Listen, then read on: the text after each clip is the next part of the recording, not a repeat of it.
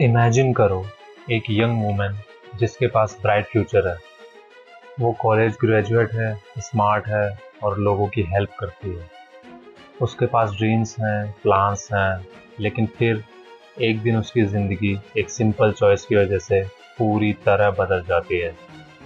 एक ऐसी चॉइस जो उसके एक डेंजरस और अकेले सफ़र पर भेज देता है, जहाँ से वो कभी वापस नहीं लौटती। ये कहानी है राशेल मॉर्गनस्टर हॉफरमैन की। ये सिर्फ एक डिस्टर्बिंग केस नहीं है, बल्कि एक वार्निंग है कि कैसे कानून और व्यवस्था की आड़ में एक इनोसेंट की जान चली गई। ये कहानी है धोखे, बिट्रेयल और सिस्टम के एक बड़े फेलियर की। राशेल 23 साल की थी, एक साइकोलॉजी ग्रेजुएट जिसका फ्यूचर बहुत प्रॉमिसिंग था। वो टैलाहासी में रहती थी और उसे सब एक ब्राइट, बबली और फन लविंग लड़की के रूप में जानते थे। 2007 में उसने फ्लोरिडा स्टेट यूनिवर्सिटी से साइकोलॉजी में बैचलर्स डिग्री हासिल की थी। उसका सपना culinary स्कूल जाने का था, जहां वो कुकिंग को एक थेरेपी के रूप में इस्तेमाल करना चाहती थी। राशेल की रिक्रिएशनल हैबिट्स भी थी, जैसे मैरिजुआना का ओकेजनल इस्तेमाल। 2008 में फ्लोरिडा में ये एक सीरियस ऑफेंस माना जाता था और यहीं से उसकी ज़िंदगी ने एक नया और ख़तरनाक मोड़ लिया। अप्रैल 2008, राशेल को मैरिजुआना और एस्टसी पोजीशन के लिए गिरफ्तार किया गया। पुलिस को पता था कि वो एक ड्रग यूज़र थी, लेकिन डीलर नहीं। जब पुलिस ने उसके सप्लायर का नाम पूछा तो उसने मना कर दिया और यहीं पर टैलाहासी पुलिस डिपार्टमेंट के ऑफिसर रायन पेंडर की नज़र उस पर पड़ी। ऑफिसर पेंडर ने राशेल की क्लीन इमेज को देखा। उसका कोई क्रिमिनल रिकॉर्ड नहीं था, वो पढ़ी लिखी थी और वो जेल से बहुत डरती थी। हम सभी डरते हैं। पेंडर ने इस डर का फ़ायदा उठाया और उसे एक डील ऑफर की।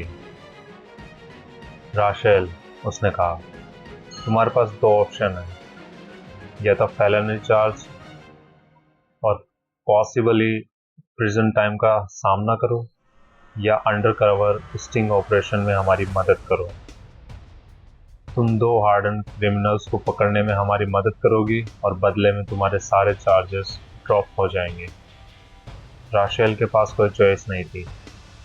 उसका पूरा फ्यूचर दांव पर लगा था। उसे यकीन दिलाया गया कि ये एक सिंपल टास्क है और वो पूरी तरह सेफ रहेगी। राशेल ने अपनी ज़िंदगी, अपने सपनों और अपने फ्यूचर को बचाने के लिए डील मान ली। शायद उसकी जगह कोई भी होता, वो मान ही। राशेल का मिशन था दो कन्विक्टेड फेलन्स को ड्रग डीलर्स से मिलना, डे ग्रीन और उसका ब्रदर इन लॉ डेनियोले ब्रैडशॉ। उसे उनसे $13,000 के बदले 1500 ई टैबलेट्स, 2 आउंसेस कोकेन और एक सेमी ऑटो हैंडगन खरीदना था। यह एक बहुत बड़ा और ख़तरनाक काम था, खासकर राशेल जैसी एक अनट्रेन्ड यंग वुमन के लिए। उसने इससे पहले कभी हार्ड सब्सटेंसेस नहीं खरीदे थे और न ही कभी बंदूक चलाई थी। फिर भी उसे यकीन दिलाया गया कि 19 ऑफिसर्स की पूरी एक टीम उस पर नज़र रखेगी और वो पूरी तरह सेफ रहेगी। 7 मई 2008 की शाम को पुलिस ने राशेल के पर्स में एक वायर लगाया और उसे अकेले ही डील पर भेज दिया और यहीं से सब कुछ गलत होने लगा। लगभग तुरंत चीजें गलत हो गई।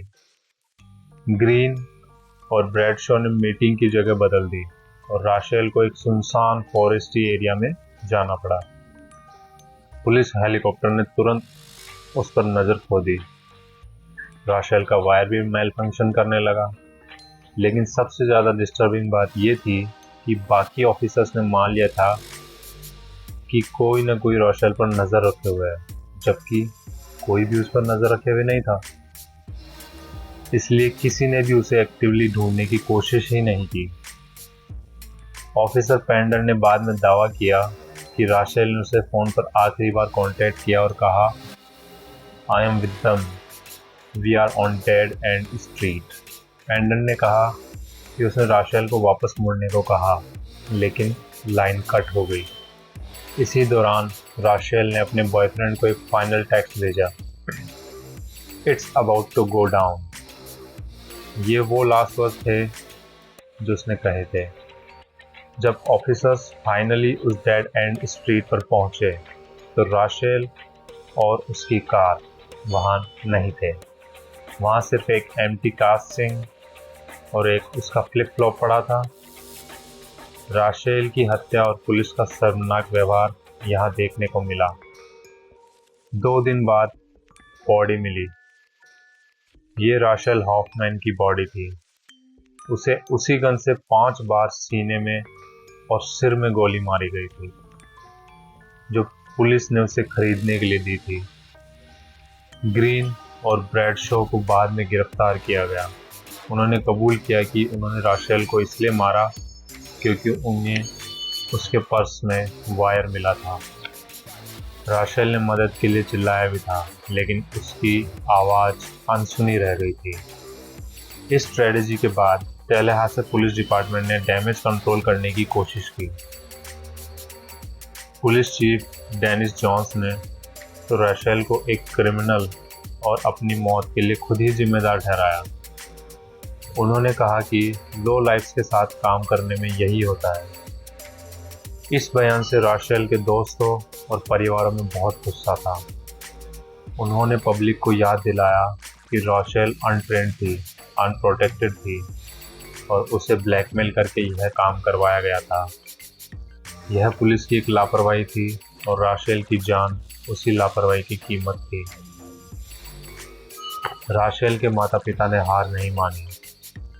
उन्होंने टैलाहासी शहर के खिलाफ एक रॉन्गफुल डेथ लॉसूट दायर किया। इस लड़ाई के बाद उन्हें $2.6 मिलियन का सेटलमेंट मिला और इन्वॉल्व 19 ऑफिसर से एक फॉर्मल अपॉलजी भी मिली। उनकी सबसे बड़ी जीत 2009 में हुई, जब राशेल्स लॉ फ्लोरिडा में स्टेट लॉ बन गया। ये कानून कॉन्फिडेंशियल इन्फॉर्मेंट्स को रिक्रूट करने और इस्तेमाल करने के लिए सख्त प्रोटोकॉल्स स्थापित करता है। इसमें पुलिस को इन्फॉर्मेंट्स के रिस्क का असेसमेंट करना है, उन्हें लीगल एडवाइस देना है और सबसे इम्पोर्टेंट उनकी रक्षा करना शामिल है। राशेल की मौत एक अवॉइडेबल फेलियर थी। यह हमें सिखाती है कि सिस्टम को अपनी शक्तियों का इस्तेमाल रिस्पॉन्सिबली करना चाहिए। राशेल की कहानी एक चेतावनी है कि जस्टिस की तलाश में हम उन लोगों की जान को दांव पर नहीं लगा सकते जो सिस्टम को सर्व कर रहे हैं, भले ही वो मजबूरी में ऐसा कर रहे हो। आज भी जब भी कोई पुलिस डिपार्टमेंट अंडरकवर ऑपरेशंस के लिए प्रोटोकॉल सेट करता है तो राशेल हॉफमैन का नाम लिया जाता है। उसकी मौत ने एक बदलाव लाया ताकि किसी और राशेल को ऐसी भयानक फेट का सामना ना करना पड़े।